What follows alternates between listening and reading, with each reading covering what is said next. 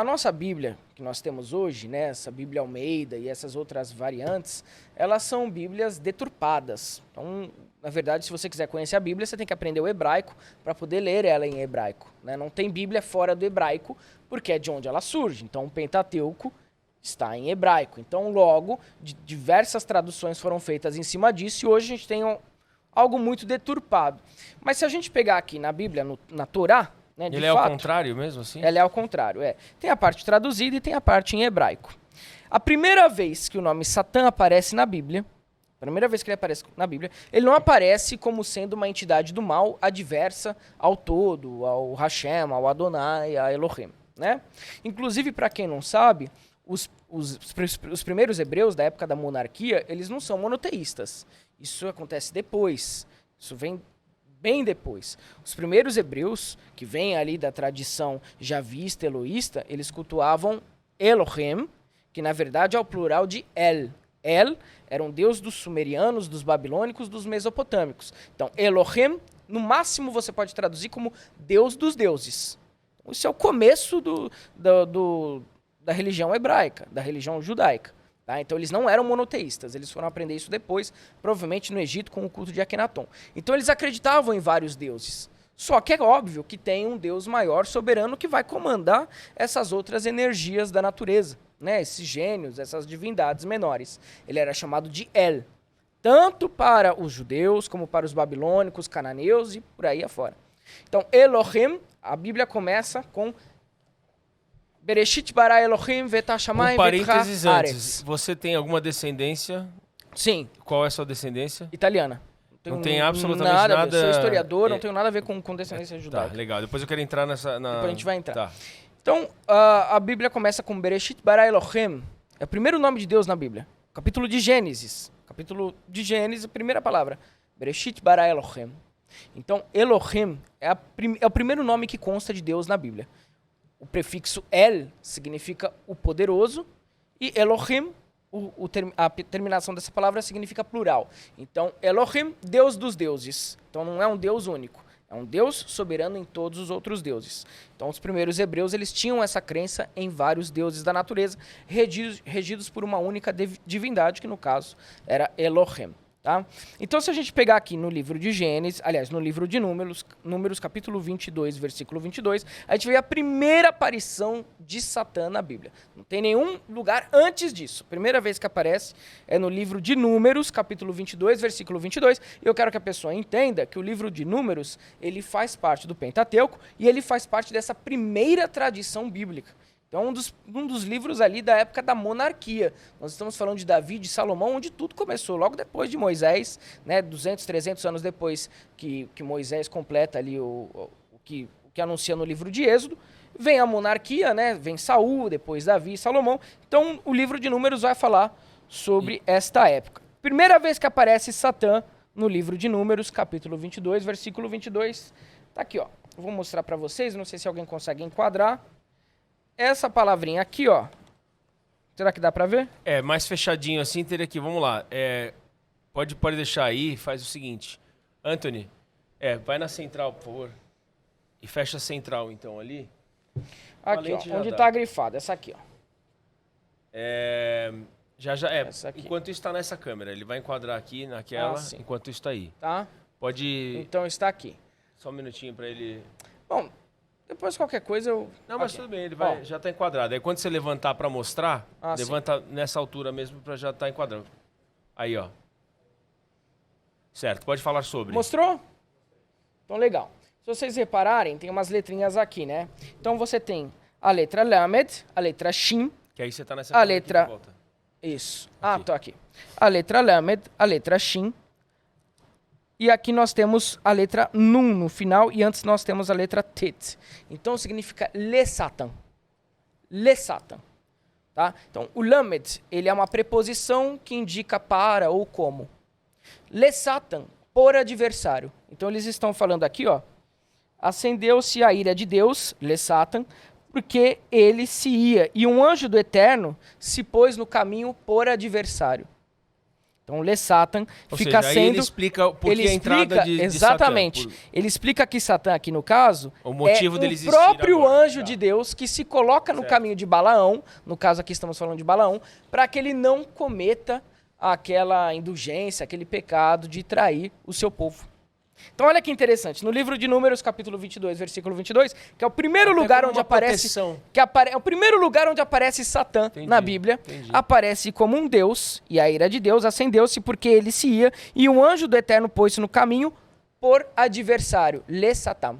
O próprio anjo de Deus ocupa essa posição na Bíblia para impedir que Balaão cumpra o seu destino de praticar uma heresia contra o seu povo. É a primeira vez.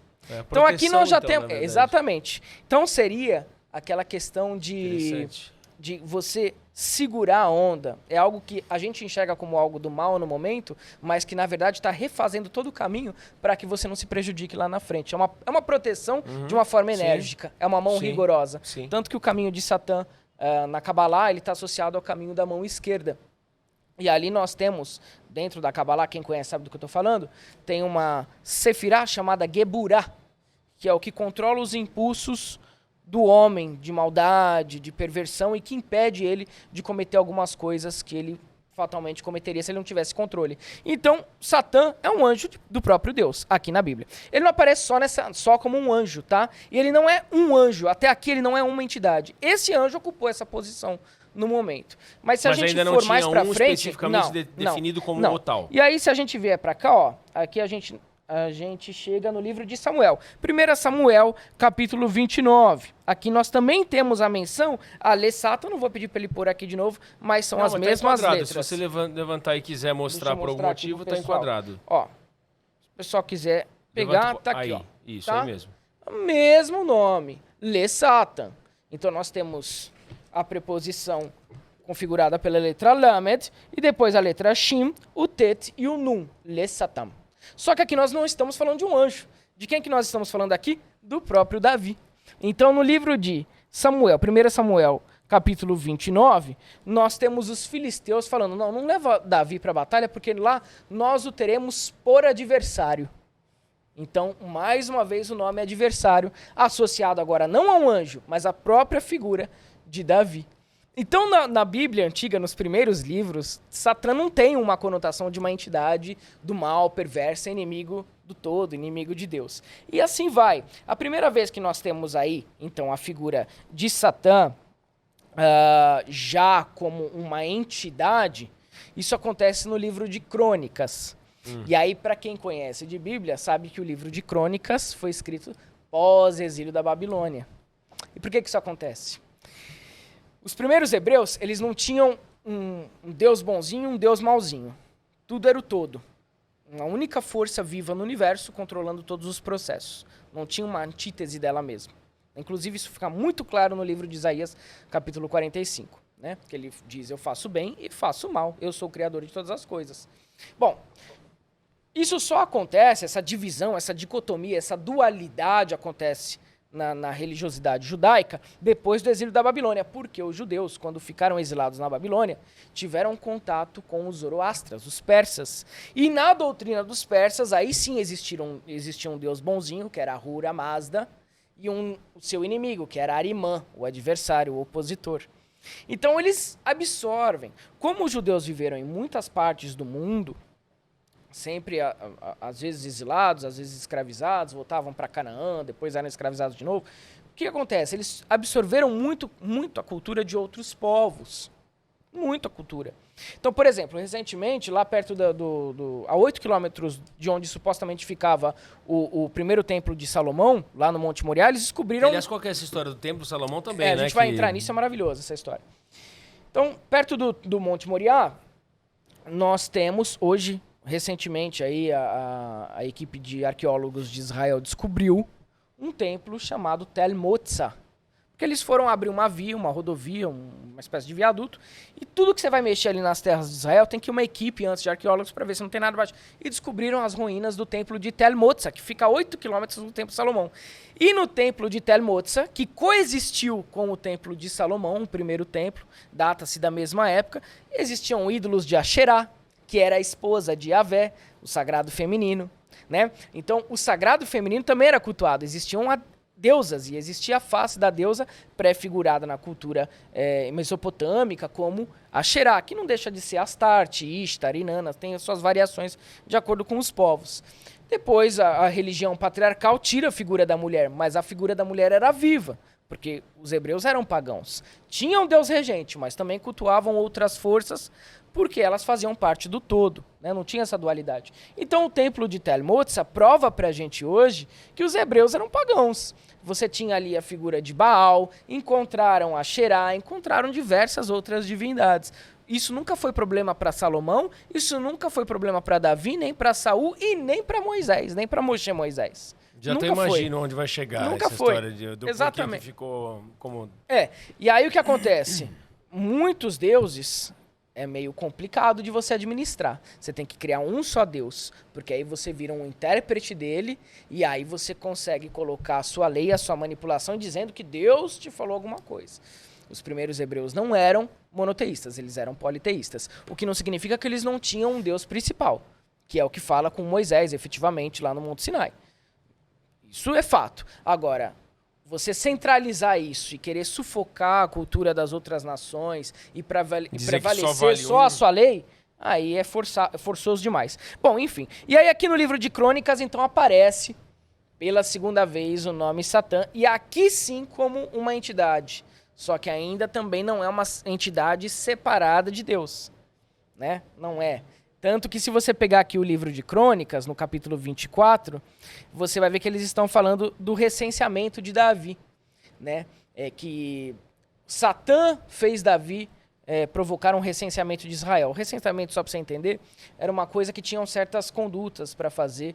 E Jeová não gostava, Adonai, Hashem não gostava que fosse feito de qualquer maneira. Então Satã induziu Davi a fazer um recenseamento. Só que se você voltar lá atrás, nos livros da monarquia, você vai ver que a palavra está substituída por a ira de Deus. Se fosse ele mesmo. Então, assim, Satã ou ocupa uma função de anjo, ou ocupa uma função de um próprio personagem bíblico, ou ele ocupa um impedimento que o próprio Adonai coloca na vida daquela personagem para ela não cometer alguma coisa. Nunca tem um inimigo. Isso só vai surgir depois do exílio da Babilônia. Porque aí os judeus conheceram a dualidade, uma religião que colocava o bem contra o mal, que era o dos Zoroastras. E aí vem toda a narrativa em nome do nome Satã. E aí, como realmente um adversário. Exatamente, como um adversário. Mas isso não é bíblico, isso não tem fundamentos na origem da Bíblia, que é o Pentateuco, que é a Torá. Bom, essa confusão prevaleceu, tanto que no livro de Jó, quem testa Jó é Satã. Aí sim é uma entidade, mas continua sendo uma entidade unida aos poderes do Eterno, fazendo o papel dele. O próprio Eterno concede a Satã para testar Jó. Exatamente. Para blindar, para testar Jó. Porque tem aquela questão na Cabalá, né? Vamos ver se você é realmente fiel aos seus princípios. Deixa eu colocar aqui alguém para te provocar. Certo. O tal do advogado do diabo, quando a gente usa como uma expressão. Exatamente. Deixa eu ver o Satã, para os primeiros hebreus cabalistas, representa talvez o nosso id, o nosso ego inferior, animal. Né? Isso desde Caim e Abel. Caim representa os nossos instintos, a nossa animalidade, e Abel representa o eu superior, ou aquele seu lado mais espiritualizado. Então, o que acontece? Se você pegar, então, na passagem de Jó, o próprio anjo do Senhor testa Jó, testa sua casa, acaba com tudo que ele tem. Mas ele trabalha para Hashem, trabalha para Adonai, não é inimigo. Mesma coisa no livro de Zacarias, porque aí você tem Josué, sumo sacerdote de Jerusalém, sendo também testado por Satã, ao seu lado direito, ao seu lado esquerdo, e o outro anjo de Deus também. E os dois fazendo papel perante o Eterno. É tudo uma força só.